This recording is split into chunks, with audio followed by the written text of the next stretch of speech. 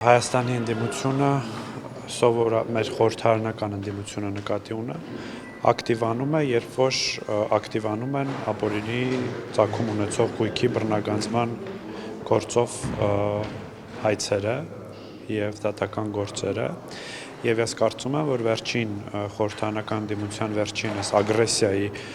բուն պատճառը դա գլխավոր դատախազի ազգային ժողովի ամբիոնից հնչեցրած թվերն էին, մասնավորապես